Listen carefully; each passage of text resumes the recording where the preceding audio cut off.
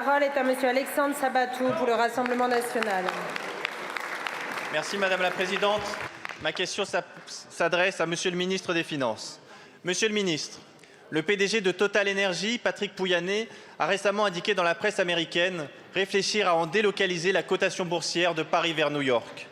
Dans cet article, il constate depuis une dizaine d'années une augmentation de la part de l'actionnariat nord-américain au détriment de l'actionnariat européen. En effet, de nombreux investisseurs européens retirent de leur portefeuille leurs actions Total afin de répondre aux contraintes des fonds d'investissement socialement responsables. Le comble du paradoxe étant que la Banque de France elle-même a décidé de se retirer alors que Total représente la 4e cotation boursière du CAC 40.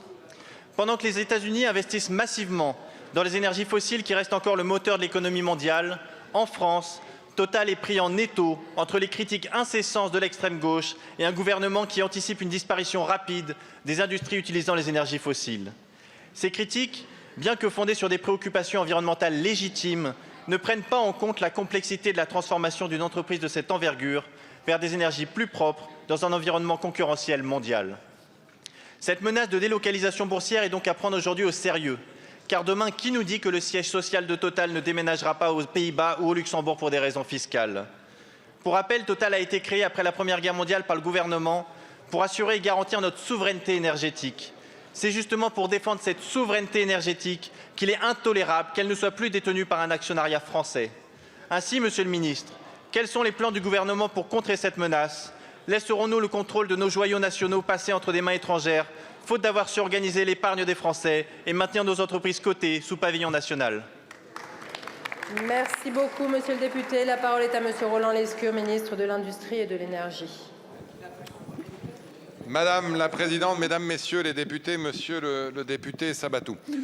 Total, c'est 100 ans d'existence. Donc c'est bien avant la guerre, c'est 1924. La compagnie française de pétrole, devenue depuis Total Energy, qui est à la fois aujourd'hui extrêmement présente en France, présente en Europe et présente à l'international. Total Energy est une entreprise française qui rayonne en Europe, qui rayonne à l'international, avec à peu près 2 fois plus d'employés à l'extérieur de la France qu'en France, 2 fois plus d'activités de raffinage à l'extérieur de France qu'en France, et 2 fois plus de production d'électricité à l'extérieur de France qu'en France. Et donc on est aujourd'hui face à un joyau français qui est basé en France, qui a son siège social en France, qui est coté en France et qui rayonne à l'international et qui, si je peux me permettre, Monsieur le député, ne serait sans doute plus en France si vous et vos amis étiez au pouvoir. Vous êtes d'imprévisible, Monsieur Tanguy, vous êtes d'imprévisible. Merci de cette réaction. Alors c'est vrai qu'aujourd'hui, Monsieur le député, alors qu'il y a 12 ans, 33% des actionnaires de Total étaient américains et 45% en provenance de l'Union européenne. Aujourd'hui, c'est l'inverse. À peu près 47% d'actionnaires américains et 34% de l'Union européenne. Et je le regrette. Ça montre quand même, si je ne m'abuse, qu'il y a un certain nombre d'actionnaires internationaux qui s'intéressent encore et toujours à la France. Et vous l'aurez noté, c'est la constante de toutes mes réponses aujourd'hui.